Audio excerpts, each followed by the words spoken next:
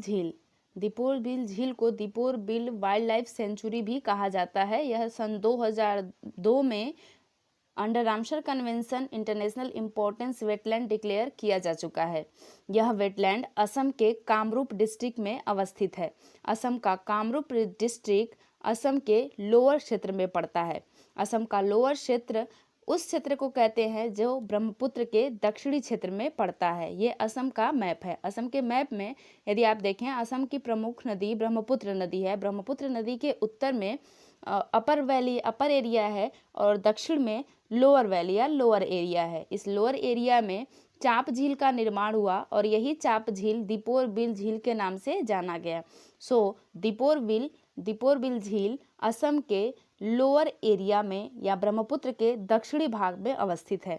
इस झील का नाम दीपोर बिल संस्कृत भाषा के शब्दों से पड़ा है। दीपोर शब्द दीपा से आया है। दीपा का संस्कृत में अर्थ होता है हाथी, और आर को संस्कृत में आर का सेंस होता है का, और बिल का अर्थ होता है आर्द्र भूमि यानी वेटलैंड ऑफ एलिफेंट इसको कहा जाता है। तब आप समझ गए होंगे कि यह दीपोर बिल किसके कंजर्वेशन के लिए फेमस है? एलिफेंट के कंजर्वेशन के लिए फेमस है। और यह झील यदि ऐतिहासिक महत्व को आप देखो तो यह मुगल काल में डॉकयार्ड था। डॉकयार्ड यानी छोटे स्तर पे आप कह सकते हो कि यह एक बंदरगाह था। यदि हम नदी को देखें, नदी एक परिवहन का मुख्य साधन हुआ करती थी, तो इस क्षेत्र में कनेक्टिविटी इसी ब्रह्मपुत्र नदी के कारण होता था। सो यहाँ पे एक डॉकयार्ड डेवलप करना पड़ा और मुगल इंटरवेंशन यहाँ पे बढ़ गया, जिसके कारण यहाँ की स्थानीय जनजाति अहोम, जो यहाँ के पे बहुत लंबे समय तक शासन भी किए, अहोम ट्राइब और मुगल वंश के बीच में डिस्प्यूट भी देखने को मिलता है इस झील को लेके। यह झील एक चाप झील है, किंतु प्रारंभिक अवस्था में इसके क्षेत्रफल 4000 हेक्टेयर थे और वर्तमान में मात्र 500 हेक्टेयर इसके क्षेत्र बचे हुए हैं। क्योंकि जैसा कि हमने बताया कि यह एलिफेंट कंजर्वेशन के लिए बहुत महत्वपूर्ण है, तो इसके जस्ट पास से जब रेलवे ट्रैक गुजरता है तो एलिफेंट इसके चपेट में, रेल के चपेट में आ जाते हैं, जिससे इनकी मृत्यु हो जाती है। इस कारण यहाँ के एलिफेंट पे खतरा बना रहता है।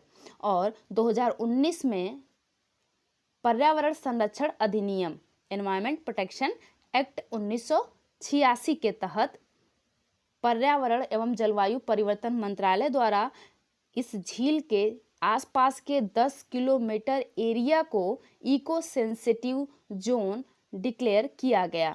इको सेंसिटिव जोन डिक्लेयर करने का उद्देश्य होता है कि यहाँ पे पोल्यूशन, जो आसपास के वेस्ट हैं, उसको आप डिस्पोज ना करें और ह्यूमन एक्टिविटी को कम किया जाए, और सस्टेनेबल डेवलपमेंट, सस्टेनेबल टूरिज्म और सस्टेनेबल यानी कि जब आप यहाँ पे कंस्ट्रक्शन करो, डेवलपमेंट करो, तो इस प्रकार से करो कि झील को किसी भी प्रकार का नुकसान न हो।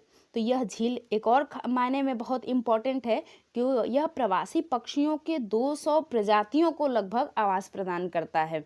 यह असम के कामरूप डिस्ट्रिक्ट में अवस्थित है, जो ब्रह्मपुत्र के लोअर वैली में है। जब ब्रह्मपुत्र नदी मैदानी क्षेत्र में प्रवेश करती है तो यह विसर्पाकार मार्ग पर बहती है।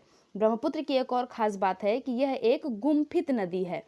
गुम्फित नदी वो नदी होती है जो मैदानी क्षेत्र में कई धाराओं में बट जाती हैं और सभी धाराएं आगे चलकर एक दूसरे से मिल जाती हैं और बीच में सेडिमेंट इनको डिवाइड कर देता है।